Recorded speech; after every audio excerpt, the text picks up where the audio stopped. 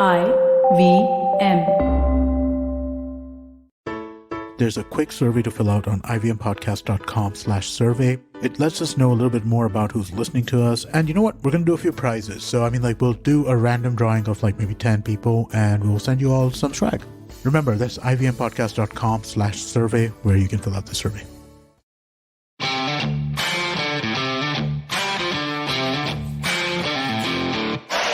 Ladies and gentlemen, welcome to episode 57 of The Fighting Goat, where you have your host and host, Arjun, aka Mystic Chips, and Somesh, the Superhuman Kamra, speaking of the exciting heavyweight card and a lot more. We are speaking on the iconic referees in the sport of mixed martial arts and the importance of the third man in the cage.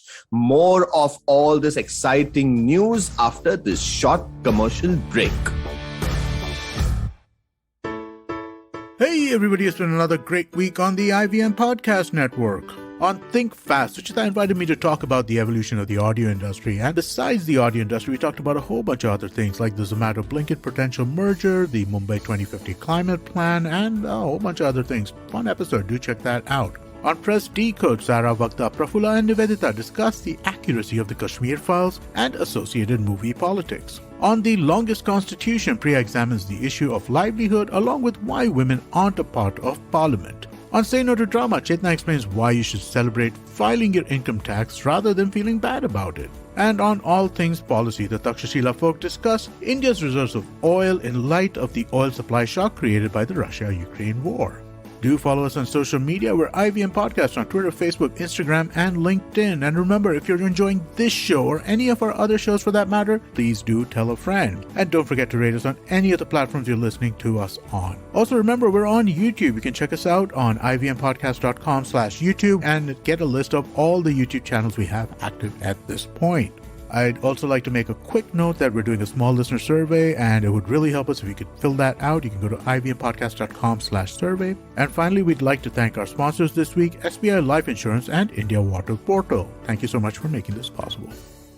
Ladies and gentlemen, welcome back to The Fighting Goat. You are listening to Somesh, the Superhuman Kamra, and my host and host, Arjun, aka Mystic Chipalkatti. What is up, buddy boy? Kuch nahi yaar, the whole world is gonna buzz with. I don't even remember who won the Oscars, who won Best Picture, who won Best Foreign Film. None of that remembers. Because like I tweeted the other day that comedy has now become a contact sport when we saw Chris Rock take literally what can be described as a chamat. He ate one. I got to say one thing. Clearly, he has a chin. Oh, hell yeah. Dude, no head movement, nothing. I mean, there are a couple of people who could have learned from him, Yeah. Like, damn, he just took it. He was like full Chris Moutinho, like standing there smiling after the shot. It was so funny because there was a photo that went viral where Will Smith is training with John Kavanagh. I know, I saw that. That is Conor McGregor's coach. And they say, no wonder Chris Rock didn't move. Oh God, the internet doesn't stop winning us. No, I read something else about, I read a detailed breakdown of this also. Like you have to understand, Will Smith is a natural middleweight. He's got the height and reach advantage. Chris Rock is the shorter fighter, just like Mike Tyson. He's going to get... Somebody broke down the whole thing like a fight. Are you serious, dude? He just walked up to him and sucker punched him. But, dude, as per the edit, it was so funny because, it seemed that Will Smith was enjoying the joke. And something happened and... I think, no offense to anybody and anybody's issues, but I think wife said, "Are kuch bol?" Yeah. I think that's... Maybe that's what happened, dude. It's very easy for white people, for Jara Pinkett to say, chal, bas ho ya, kitna hasega? So, Will, you found that funny? And he's like, oh, G.I. no, Jane? like, G.I. Jane, बहुत हंसी आ रही है तुझे? घर पे बताती हूँ. Where there's a will, there's a way. Where there's a will, there's a way. No, seriously, people are joking online saying he really got jiggy with it. This is his biggest hit since The Fresh Prince of Bel-Air. Oh God. Seriously, man. Seriously. No, but I mean, oh my God. Some people are defending it, some people are not. They are saying, if you can't take a joke, then don't be at the party. So a lot of things in the picture. Some guys support it, some people don't. Fair enough. This is why you fight. This is why you go inside a cage and fight. Exactly. You take all your bhadas out. You work the bag. You do whatever. Right. You don't fight in public. You very rarely see. Technically, we are on very shaky ground. All the MMA community. 4 people have been arrested this year. So I am not even saying anything to defend the community anymore. You are number 5. At least if I have to go, I'll go for something good. Yeah. not for some jhagda in a hotel. Oh, but it depends with who meets me in the hotel. Absolutely. We had a conversation with Bruce Buffer the other day, and he was saying how he had a showdown in the elevator when Dana White was there, and I think it was Matt Serra that he was. No, I think it was Frank Trigg who was there in the elevator. Oh, Frank Trigg. Yes, you're right. Was in the elevator. Yeah, it was Frank Trigg and Bruce Buffer who were going at it, and that was such an interesting story. I mean, broke definitely his finger and stuff. Yeah, he broke his finger. Bruce goes hard. It was crazy because everybody in the fighting business knows on how to throw a punch. But the person who really knew on how to throw a punch is definitely Curtis Blades. That shocked the world. I'm sorry, before we get to last week's card, there's a ton of things to discuss. More importantly, the upcoming flyweight division, take a page out of it. You were the one who told me that Askar Askarov got dominated by Kai Kara France. Yes, it was a unanimous decision. And everyone was telling me that, Askar Askarov is the next in line for the flyweight belt. I was the one only telling you. And, I was the one telling you that he should be the next in line. And I was like, Kai Kara France is definitely there. He dismantled Cody Garbrandt in a very fashionable manner. And people spoke about how Cody is a washed-up star, doesn't have a chin, and stuff like that. But again, Askar Askarov, who was, pinned to be the next flyweight contender. He's the next Dagestani. He was the next Dagestani prospect in that division. He took him out. Unanimous decision, went the distance, clear 29-28, 2 rounds to 1.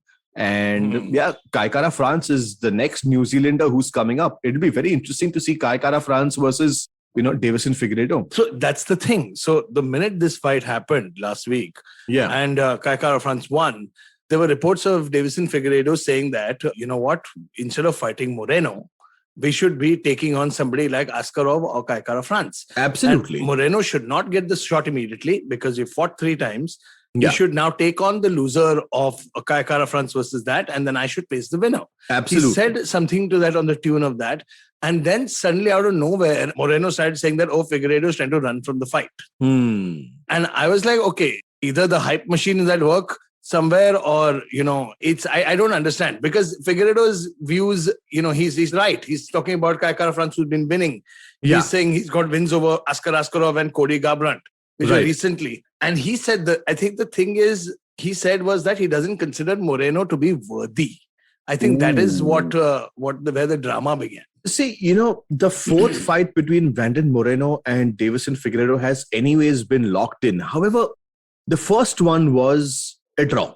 Yeah, first was a draw. And then it's 1 apiece. So technically, on paper, it's the fourth fight. But if you look at it decision-wise, they're technically 1 apiece. However, at some level, I do understand that fighters at that level definitely want a challenge. They want to face different opponents. They want to have a different strategy, And to be honest, it's been almost 3 years that these two are just fighting each other in that division. Exactly. That's what I'm saying. No, it's that whole division is so shant.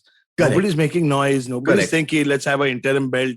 Nobody's saying anything. They're just like, okay, you finish. So what would be really surprising is that, say there is an Askar Askarov versus a Brandon Moreno, or a Kai Kara France versus a Brandon Moreno, whatever.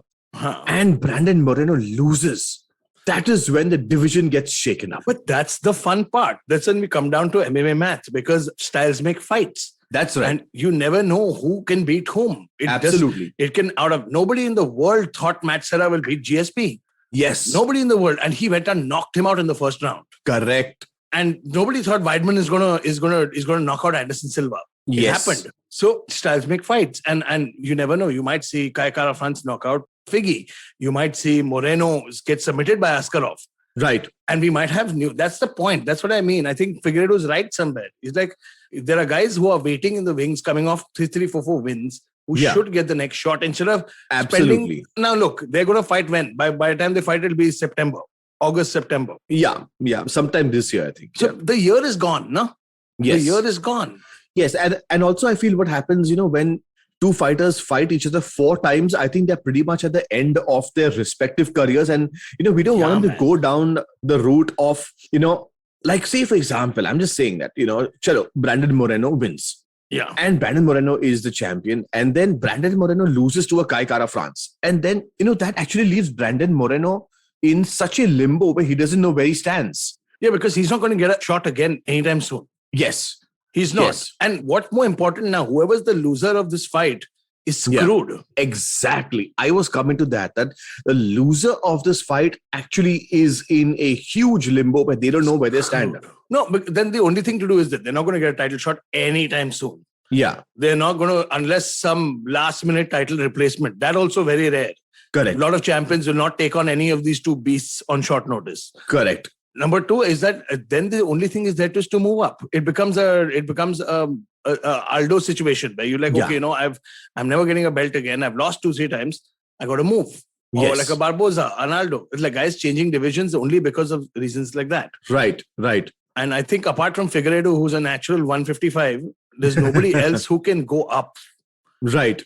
I mean, they would pretty much get murdered in the 135 division. So guys like Sandhagen hanging around who was 6'2" in bantamweight. Yeah. What do you think is going to happen, man? Absolutely. But having said that, the card was absolutely fantastic. Yeah. It was a banger. Neil Magny defeated Max Griffin, which is great. Kai Kara France defeated Askar Askarov. Good is Neil Magny looking? Suddenly he's looking ripped, dude. Yeah, he's looking really good. Like in that welterweight division, he's lost huge. That loose body of his, which he had in the middle. He was just like a regular guy, looking like normal people. Right. Now he's looking like one pumped up madman. Absolutely. He's really good.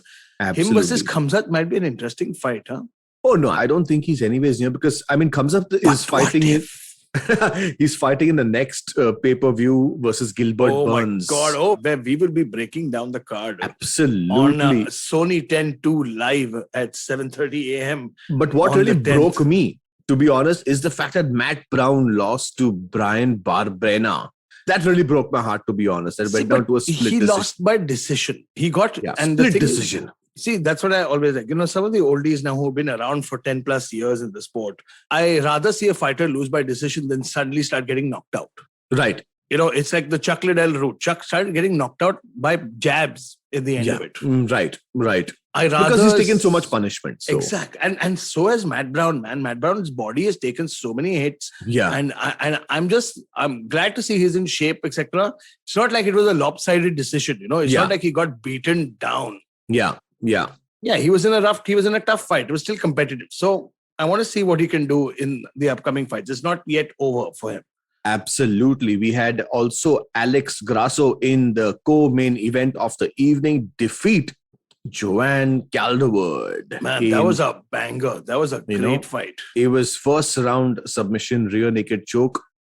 And I feel bad for Joanne Calderwood as well. Right. She's been on a long losing streak now. Right. I had the pleasure of meeting her many, many years ago when she fought for the Super Fight League in 2012. And she was a very good striker even then. Right. But like we always say, the UFC is just such a diverse platform. It's such a different level of fighting. Right. It's not easy to survive. As good as you are in Joanne Calderwood.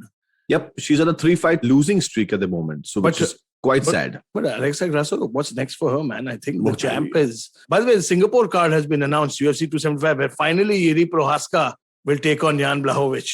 Oh, it's in Singapore? It's in Singapore. Oh, wow. That's an exciting... Basically, घर के पास में it's just a 4-hour flight. We can just go. बाजू में ही है. इधर ही है Singapore. वैसे भी Singapore is half India. Yeah, well, I mean, that's very interesting because they've announced the Abu Dhabi card also, which is in October. So, but I think they're doing international cards around the same time only. Right. What is in Abu Dhabi? UFC 276 or 274? No, I think 77 or something. It's in... Oh, okay, far off. October. Yeah. It's in October, right? Correct. Yeah, so Singapore, they're doing 275 where Jiří Procházka and which brought me to Valentina Shevchenko. Right. Versus Balika Bakra. To be decided. Oh my God. No. It's somebody online on Twitter wrote great card coming up in Singapore. Jiří versus Jan, Valentina versus Ritual Sacrifice. Ritual sacrifice. You know what? The internet doesn't failed to I think amuse us. it was Bogle who said it actually. Oh, really? Chinmay, he's like Oh my Valentina God. was a ritual sacrifice. I'm like, you Oh know what? my God. Kind of true. It's kind of true. Who's that? Alexa Grasso is, I think they're in the same division, right? Oh, you know what? It's such an interesting card. I was just checking it out. UFC 275 has Robert Whittaker versus Marvin Oh my Vettori. God, I forgot about that. Yes, Vettori versus Whittaker. In the middleweight division, there's Valentina Shevchenko and Tayla Santos. That's going to be a good one. You know, very That's- interesting pick. Very interesting Tayla pick. Santos With is going. Brazil. It is going to be interesting. Wow, that's very, very interesting. And of course, we have Glover Teixeira taking on Yuri Prohaska. Ah, your favorite, Yeah. the Jungle Man, The Yuri Jungle Prohaska. Man. Yeah. But yeah, I mean, you know, that being said, of course, we're going to be covering this live from the Yeah. studio or maybe from Singapore, but getting back. Who knows? last Yeah, week's Singapore. card, the rise of Curtis Blades that nobody knew. Curtis Blades knocking out Chris Duckhouse, the former cop. The former cop, I remember. Duckhouse is tough, man. He's tough as nails, tough as they come. But Curtis is constantly evolving now. You know, Curtis, you know, I mean, he's had so many decisions in his life. And in the middle, I do remember he was cut by the UFC. He was out. He was no longer. Really? Yeah, When was he cut? I think a year or two back. He was just cut, you know, from the UFC. And they got him back. And, you know, now he's on a 2-fight winning streak versus Rosenstrike and now Chris Duckhouse. Yeah, he showed much better striking in the Rosenstrike fight. Right. But, he was still a little gun shy in that fight. Because he Yes. had just come off that big KO loss to Derek Lewis. Right. And so he had gotten a little more, he was a little tentative, but he opened up his striking a lot more in this fight. Right. Right. And he showed very good chops. And eventually, of course, ended it by TKO, which was great, man. I mean, at least there's, one thing that's decided in that heavyweight division. Like, apart from, say, Francis Ngannou and Gane, there's Rosenstrike, there's Blades and Stipe, who are Right. constantly in that top 5, Like, they're And- never going to go below. And now Tai Tuivasa, who's come there to Tai. shake the division. Man, Tai Tuivasa is, honestly, if you beat a top contender, I think you should just take his spot. Yeah. Straight. Seriously. You that should was- just take his spot. It's beautiful. It Like was how beautiful. Islam Makhachev, he beat a top 5, a top 6 in Dan Hooker. He was Right. he was 10 and he jumped straight to 6. Absolutely. That's how it should be. And Tai is now legitimately number 3. Absolutely. But we're yet to see him against Arasa. I think Curtis Blades versus Tai Tuivasa might be a very big, good fight. it just may be one of the makers out there. That's a great fight to make. Might be, because right now, I see, if I was a matchmaker, I wouldn't want 2 young prospects facing off against each other, right? Right. Let's let them face for an interim. Let's let them face for after, say, somebody's lost for the belt once and come back. Right. Because if you put Aspinall against Tai Tuivasa right now, you're eliminating one contender for yourself. Absolutely. Absolutely. You're just making the job more difficult for yourself. Yeah, I mean, I would love to see, Aspinall versus Rosenstrike and Tai Tuivasa versus Curtis Blades. Curtis Blades. Those are 2 beautiful heavyweight matches, which I completely agree with you. I mean, they It might be really fun. make sense. They really make sense. Of course, we've all given up on John Jones because John Yeah. is now too busy. He's not coming. Yeah, he's not coming. I don't know. Honestly, the division has moved on without him now. Yeah. It's just been too long. And John is, was talking trash to Sonnen online about his recent arrest because Sonnen Yeah. had done the same thing to him Yeah. and he got arrested. So I think, But it's so kiddish. Yeah. Come on, move on, get back in the octagon and do what I mean, just do what you do. what camp is he with? Who's his manager right now? Is it still Malki Kawa? Oh, no. Malki Kawa has kind of released him. He's no longer there. I don't know who's his manager, but I do know he's training with Henry Cejudo. And that. Oh, yes. He's moved to Henry's camp now. Yeah. I just hope that Triple C and that entire camp can get him ready soon enough. Right. But I'd love to see like a November headliner with Jones. Right. Something for the belt, something. Please, Dana, if this is about money, then just do it. I don't think it's about the money now anymore. I don't think so. It's about the money. It's just about John not coming back in the right frame of mind, according to me. And of course, with Francis having his own issues with money Right. and contracts and I just think it's, I announce her interim title already. Correct. Just do it. Like, let the division move on. Correct. You can't have these 3 contenders hanging around with Stipe saying, Stipe is ready to come back and fight anybody.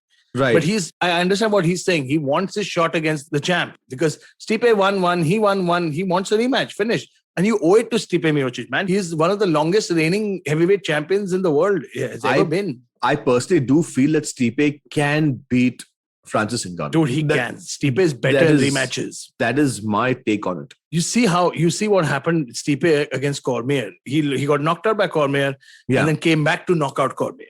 Yeah. Oh, I think Stipe is just deadlier in rematches. Absolutely. He will not make the same mistakes he made like last time. He will not do that. And he adjusts so well. He's incredible. Also Stipe doesn't... he really doesn't, backbite, or he doesn't, talk trash about anyone. He doesn't really, fight his way back to a fight. I think he just takes what comes his way, which I think is a little bit of a downer for us. But, if he starts talking trash, if he does this, that, I mean, I'm pretty sure he'll get a shot at Francis Ngannou again. Honestly, I wish somebody would start talking trash. That's why I'm missing Jones, no? I'm missing Jones in that division.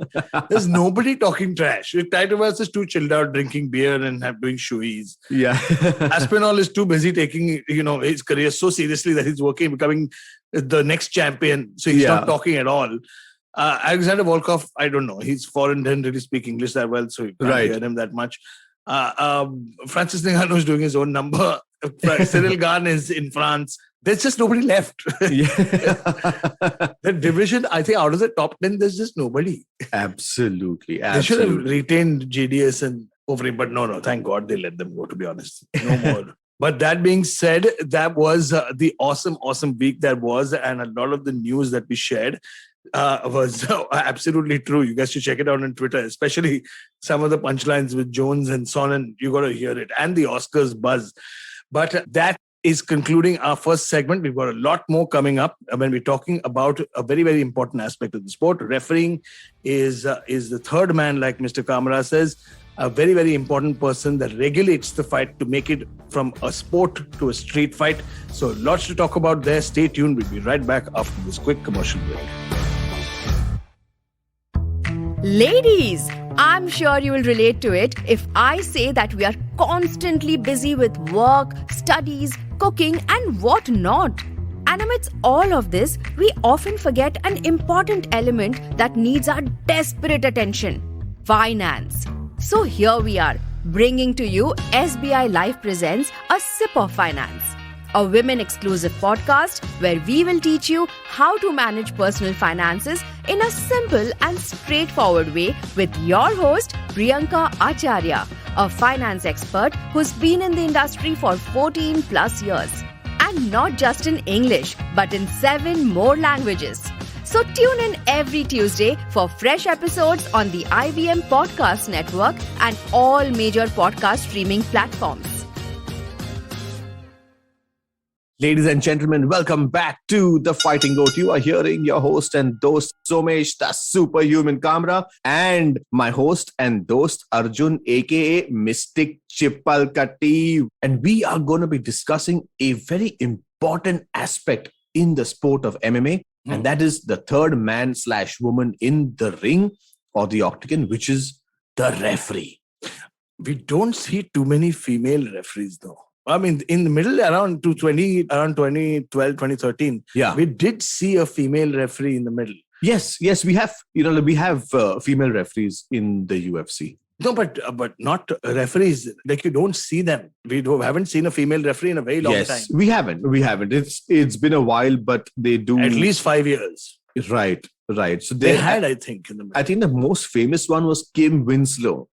Yes, I remember Kim Winslow. Kim Winslow is, she's tall and she's, been a former fighter and stuff like that. But, we've been speaking so much off camera and off record about referees and the importance. And a lot of people just talk about how important the fighters are, but they don't realize the importance of a referee. They don't realize that a ref actually can make or break the sport. We have, a lot of them speak about how bad the decision was. The decisions were bad because the refs didn't take the right call. No, it depends. It's a judge's decision, and then you have to blame the judges. Absolutely, yes. But the ref who's in there, sometimes when there are rear naked chokes or, some kind of arm triangle or a arm bar that's locked in, when to stop it. How many punches before, the fighters actually TKO'd. This only comes with experience. And the importance of good refereeing can change the life of a fighter. We have seen so many refs that just let the fight go on Dude, that's precisely what I was going to come to. I'm not going to take names, but we've I seen think some. you should. This show chalna hai, yaar. We've just finished 56 episodes. We have a long way to go. No, I remember seeing. I remember what you said is spot on. I remember seeing some in the regional organizations where referees who haven't received proper training or haven't seen enough fighting, come in and look at a situation. It's very easy to look at a situation on TV and say, "Arey, stand them up, or do this, or do that, Correct. or stop the fight." It's very easy to look at it on TV. And this is where a lot of veteran referees and fighters have come in saying that there should be a system where, the best referees would be perhaps retired fighters, because they know how to look at the game in a very different way. They know what injuries are. They know, when, a referee's job is multi-pronged. Yes. He's your EMT on the scene. He's the first one who assesses the damage, checks you out, checks you for concussions, checks you for cuts, lacerations, broken bones, broken fingers. He checks you for everything. The referee will check you if you're in the right frame of mind, even in a fight. I had referees who come up who have said, are you okay? Are you okay? Are you here? Are you here? How are you doing? Tracking you, checking you, not just physically, but also mentally. Yes. So a lot of younger referees that you see are just not ready. I'm not talking about the level, like, I'm not talking about Herb Dean, and I'm not talking about Steve Masgadi, and I'm not talking about, Jason Herzog. I'm not talking about Dan Murgliotta. They are on a different planet. Yes. In terms of refereeing. But I'm saying even today, when we talk about, we spoke off camera about, of how there's no formal education. Yes. For refereeing. And I think that India as a country would actually benefit from people learning to referee. Absolutely. In fact, the first name that came to my mind is Mark Goddard. Mark Goddard is a former fighter from the UK, turned referee, and I feel he's one of the best at his jobs. Sadly, he has a very bad MMA record, and people normally, judge them by that. He has a 7-6 MMA record. But as a referee, I think he's one of the top guys out there. He had one incident, I do remember, I think it was Bellator 187, where after the fight, one Irish fighter won and Conor McGregor jumped the cage to come inside. Oh, yes, I remember. And Mark Goddard pushed Conor and said, that you cannot be inside the cage. And Conor pushed him back because, of course, Conor thought he owned the entire arena.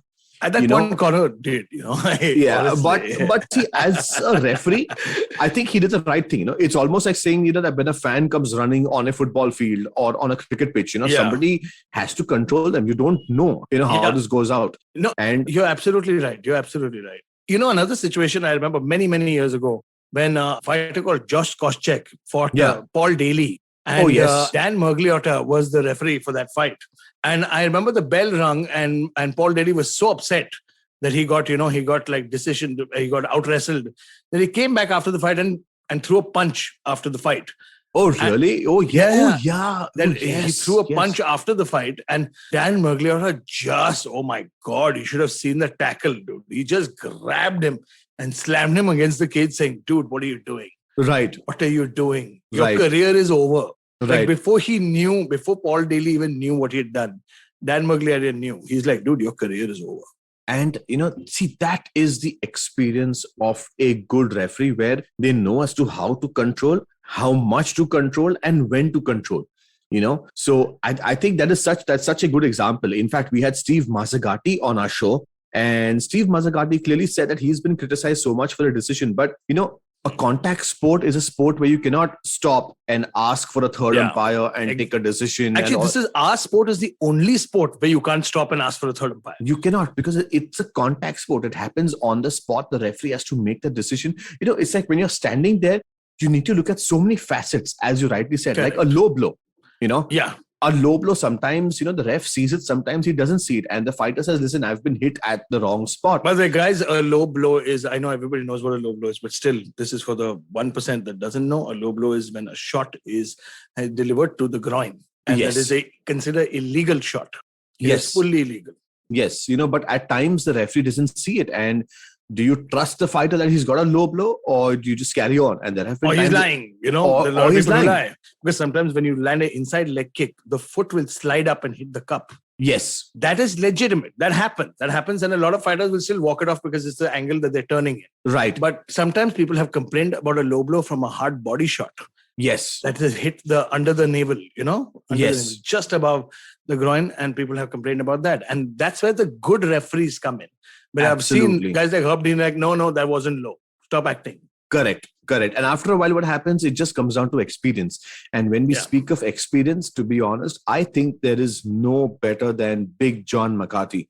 Yes, Big John has been there since, I think, from the beginning. Yeah, so Big John McCarthy, I was reading up, has been there since UFC 2, which is... I was just going to say 1. Yeah, it was not 1. In 1, there was a referee called Helio. So I don't know who Helio is and where Helio is, to be honest right now. But Big John McCarthy has been there since UFC 2, which was in 1994. Wow. And he only retired in 2018 or 19, if I'm not mistaken. And he joined Bellator as a commentator. 25-year career. It's almost been 25 years, 25 years. As a referee. And Big John has been there since a time where there were no commissions, no associations, no fans, no gloves.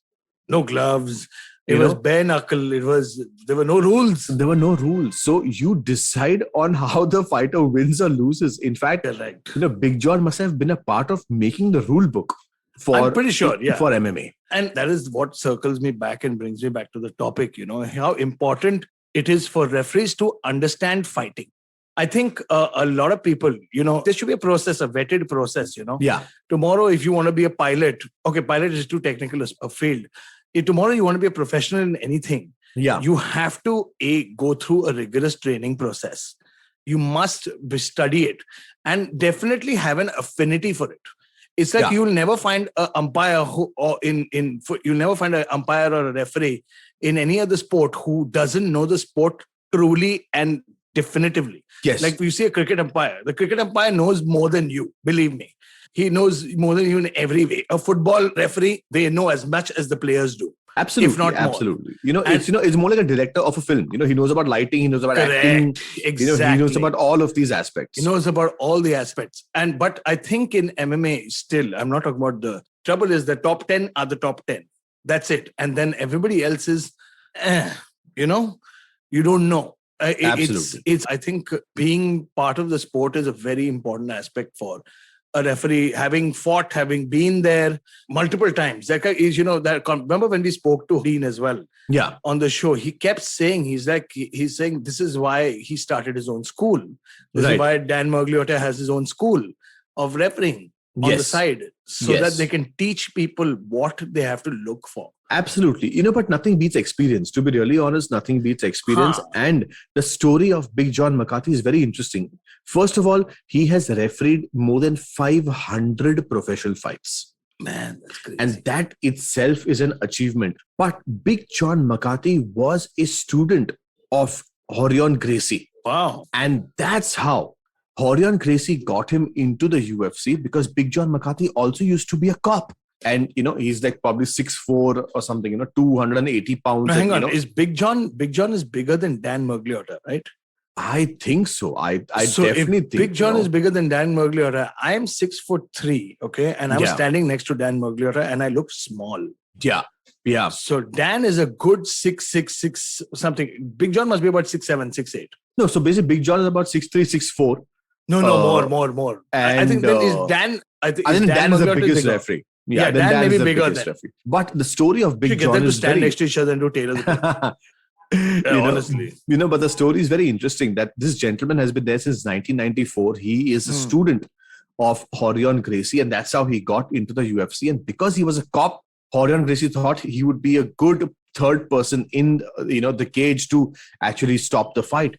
Yeah. And from there, he started his career with no rules to being 500 professional fights. That's incredible, man. For 25 years, and also winning the referee of the year 3 times, 2015, 16 and 17. Man, that's crazy. And then he retired in 2018 and became a commentator and a mentor in Bellator. That's incredible. And he's a true student of the game as well. And same with Herb Dean. He used to fight earlier. He had some amateur and professional experience. He fought enough to know what it is.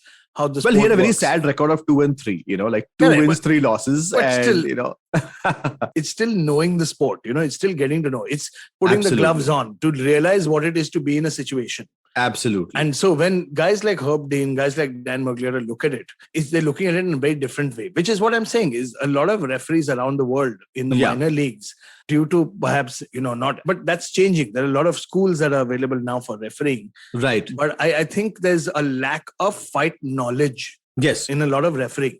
Like I remember I saw a fight getting stood up, okay? I'm not going to name what organization, wherever, because that's going to get me in trouble. We all know it, yeah. Though. I'm sure we all know it. I mean, come on. There's no secret about what my history is. Yeah. So I remember seeing a fight where a fighter was in full freaking full mount. Okay. Yeah. And was slowly working. Full mount is when you're sitting literally on top of somebody and, above their waist. Like on their stomachs. On their literally. stomach and chest. Yeah. And I remember I saw fighter A, who was on the top, was holding the wrist of the fighter on the bottom. Yeah. And he was looking for an Americana behind the head. Yeah. And we're looking for a straight arm lock, Americana, something. Yeah. Yeah. And the referee did not understand what he was doing. And he didn't realize that it takes, jiu-jitsu is a chess match. Yeah, You have to it wait takes for time. the right moment. Yeah. And rule number 1, you do not stand anybody up in mount. Yeah. Never in mount. I can understand if it was in full guard, theek hai. I get it. Yeah. Maybe half guard, chal, wo bhi theek hai. But also, it comes down to the kind of fighter. Like, for example, if there is Khabib in half guard, that's his game. So you cannot stand No, him up. but see, correct. No, Khabib is half guard is also very active. Correct. And see, that's a different level. But when you're at a lower level, when you're at an amateur or just, semi-pro level starting out, you got to give fighters time also. Yes. Maybe he's trying to work. And there was a lot of time on the clock. There were like a good 2.5 minutes remaining. Right. And he stood him up from an almost arm lock position in mount. And sometimes 3 seconds later, fighter B knocks him out. And he went and complained to the management saying, what the F? I was in mount working towards a key lock and the referee stood me up. That's precisely why they say that referees could make or break your career, because it's such important. There was this umpire called Steve Buckner. Of course, slow death. Slow deaths. Steve Buckner had so many red flags against him because he had something against the Indian team, and he's given some very. Wait, Steve Buckner's retired now, right? Yes, quite some time back. He was so biased. But he was so biased against India for some reason. I don't know. Sometimes these guys could just change the face of your career, and that goes with MMA, because in MMA sometimes dude, there are people. I mean, no offense, but Herb Dean, I think, enjoys the violence. And when he's there, that the fight's not going to be stopped even after taking some 13, 14 punches. I know what fight you're looking. I know what fight you're remembering. As a viewer, it may look excellent, but the fighter who's getting beaten probably, loses 3 or 4 years of his career. Chris Weidman. Luke Rockhold, Chris Weidman. There was also, I think, Jose Aldo that got the beating of his life. Oh my God, against Jan. Was that Herb Dean? I think that was Herb Dean. I think Herb is a little wicked. Like I think the fighters that he personally that may not like, he just like chill. Let's get the vibe. I'm sure he doesn't do it personally, but because Herb is a professional. Because it is human instinct. I may think that it needs to be stopped after 3-4 punches. Herb may think it needs to be stopped after 10 punches. Now, who's right, who's wrong? There's no rule book. This is the problem. I could never be a referee then. Because if I was watching the fight and I was seeing, and I'll be like, oh shit, he's getting banged up. And I'll be watching the fight more than actually looking at the fight. Exactly. Herb Dean, however, has been the referee of the year more than John McCarthy, 2010, 11, 12, and 13. 4 consecutive years. And of course, according to me, he's one of the top guys in there. He is incredible. But all these referees have a little bit of a controversial angle to themselves, Okay, define controversial. Like, for example, Herb Dean was the referee in this fight where Askren was facing Robbie Lawler. Okay. Oh, yes, I remember this fight. And, he got slammed and Askren was hitting him. Robbie Lawler was fine and Herb Dean stops it. No, he had him in a bulldog choke. And Askren, Lawler put his finger up, said, I'm fine. And Herb Dean stops it. I don't know. There was a lot of controversy surrounding this because a lot of people said, oh, wait, I don't believe the controversy because I agree with you. he said that Lawler went out for a second. Like he got knocked out for a second. I'm like, what? No. But you see, when you're in the cage, fighter safety is more important than what you think that, maybe not. You always assume the worst and it's better to stop the fight rather than someone getting seriously damaged and, you getting backlash about, his career ending or something on those lines, Yes, but, it also depends on the position of the fighter and his career. Now, Robbie Lawler is a former champion. Yeah. Robbie Lawler's had such an incredible career. He was the champ for a long time in the welterweight division. He is a legitimate badass. And when he was facing Askren, he's now, okay, we all know Lawler's already finished peaking. He's now at a point where he's now looking to have some fun fights. Right. Like he fought against Nate Diaz. It has no title implication. It doesn't mean anything in the title picture. They're big marquee fights because now Robbie Lawler is royalty. Yeah. So I think that's why he was not so upset. Once the fight was stopped, he was like, it's okay, I get it. Yeah. It could have been blah, blah, it could have been etc., etc. But in terms of a young contender, like if something like that happened to, say, Sean O'Malley or something, I can guarantee we would be happy, right? You would be happy. I know that much. No, I got nothing against him. I'm telling you, mark my words now. Aljamain Sterling versus Sean O'Malley 2023 for the bantamweight title. You're not doing the show anymore. I'm not going to say aapke muh mein ghee shakkar. Aapke muh mein black coffee. Oh God. To sum up the entire thing, I think it's, refereeing is, like you said, it's one of the most integral parts of the show. It's one of the toughest jobs in that business. So if you want to think about being a referee, think very, very hard. You got to be a student of the game. You have to learn how to look at the fight and not just watch the fight. And it's think twice before wanting to become a referee, and also make sure you go to a great school and stuff. And that concludes our topic of talking about the refereeing aspect in the sport of MMA. We've got a lot more coming. We're going to discuss the next upcoming card. Sadly, next week, there are not too many fights. There are no fights, actually, if I'm wrong. I may be wrong, but we're going to check it out and come back. But stay tuned. We're coming back after this quick commercial break to discuss the upcoming UFC 273. Have you ever wondered where the business world is headed? How the ways in which we create, market and sell to consumers will evolve? Or if we'll ever go back to wearing pants while working? For answers to all of this and more, tune into Advertising is Dead with me, Varun Duggirala. Every Tuesday, as I talk to entrepreneurs, leaders and change makers from across business, media, marketing and beyond. You can catch all episodes of Advertising is Dead on the IVM Podcast website, app or wherever you get your podcasts from. Ladies and gentlemen, you are listening to the voices of the internet, Arjun aka Mystic Chips and Somesh, the Superhuman Kamra. We have discussed the importance of refereeing, but what we are going to be getting down to is the banging fight card on the 10th of April, which is happening in Florida, United States, UFC 273. Korean Zombie taking on Alexander Volkanovski. Oh my God. Hey, hang on. You forgot to mention that was originally supposed to be Max Holloway.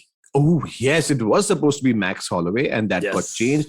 And Korean Zombie steps in for the featherweight belt. However, we have a banging co-main event of the evening in the bantamweight division where Aljamain Sterling defends his belt versus the former champ, Peter Yan, who's currently the interim champ, but he doesn't call himself the interim champ. We also have... How difficult was it to say champ? How difficult was it to introduce Aljamain Sterling? I was just, I just hope to see him in the Oscars. I just wish that Will Smith would have knocked him out in the Oscars. Come on, man. No, like jokes aside, but we have a banging welterweight division card, which is Gilbert Burns taking on Khamzat Chimaev. God. That is happening. Absolutely. It's hazmat time and it's going to be mental. Oh man, this card is stacked top to bottom. It's got some great fights everywhere. It's got, it's got Khamzat Chimaev versus Gilbert Burns is a very, very interesting fight, according to me. Khamzat has had such a great career, has such a great trajectory that he's been on. Well, but that's just 3 fights. We have Mackenzie Dern and Tisha Torres. Oh, great fight in the women's division, man. We have Alexei Olenek, who's back on the card facing Ilir Latifi in the heavyweight division. Hang on, are 60 pluses allowed to compete? Yeah, but this is in the 80 plus category. Achha. And our favorite Kelvin Gastelum is back on the card. Gas is back. With Dricus Duplessis in the middleweight division. Duplessis. That's going to be interesting. Got great fights, man.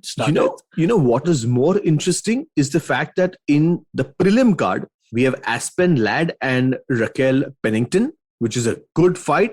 And we have Rosenstrike and Marcin Tybura. Oh, wow. It's in the undercard? In the prelim, yes. Wow. Crazy. I mean, imagine the stack of fighters that UFC currently have on the roster, man. It's too many good fighters. It's becoming difficult to even fill up a main card. There are those many good fighters. No, I think they're going to start seeing what happens in, I think it's slowly changing going towards boxing, where nobody looks at a preliminary card anymore. Correct. As a preliminary card. It's just, it's the underfights and then it's just the main event. Correct. Because in boxing, they just have that one fight as the main event and then the rest of them are called the undercard. No, I think we're going to start seeing that. I mean, in the UFC, the card is starting with Kelvin Gastelum, going all the way up to Alexander Volkanovski, and I don't see any boring fight here. Like, to be honest, honestly, there's Mackenzie Dern, this Tisha Torres, Alexei Olenek, Ili Latifi, Gilbert Burns, Kimza Chimaev, Aljamain Sterling, Peter Yan, Volkanovski, and Korean Zombie. I mean, which fight will you not see? I mean, it's beautiful.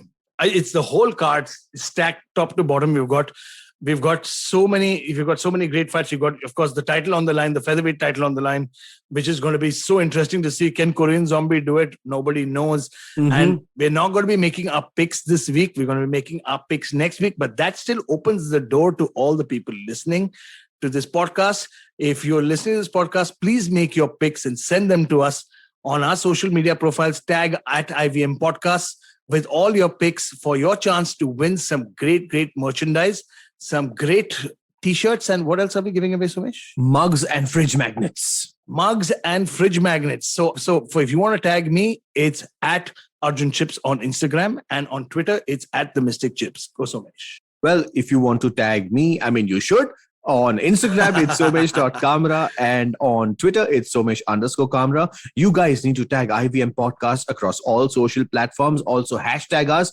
We will be picking 5 winners for some exciting t-shirts, mugs, and fridge magnets. Please tune in to The Fighting Goat for some exciting content. We would love to hear from you as to your picks as well as the referees that we spoke about. Please have a conversation with us. We'll be excited to write back to you. Exactly. And anybody who writes Yuji Shimada automatically gets a t-shirt. And also Mario Yamasaki. And Mario Yamasaki. But that being said, you've heard our social media profiles. You know what to do. You know where to tag us. Keep checking out ivmpodcast.com for a lot more similar content and, of course, a lot more of The Fighting Goat. This is your host, Arjun Chipalkatti, and your host, Somesh Kamra, saying sayonara. See you next week.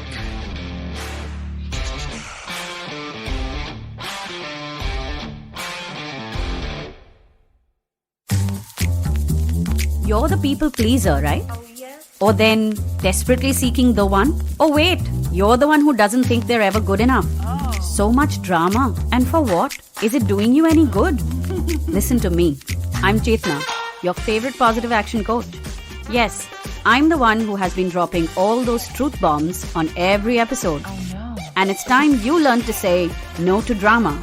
That's also what my podcast is called. And a new episode is out every Monday and Wednesday on the IVM Podcast app, website, as well as all major podcasting platforms. Habits? Routines? How exactly do they help us get better? Well, to simplify it for you, tune in to the Habit Coach podcast. I am Ashton Doctor, and I'm going to be here to help you get better daily with some simple, easy-to-do habits that you can easily adapt to your life. So tune in to the Habit Coach podcast from Monday to Friday, because I believe that awesome lives start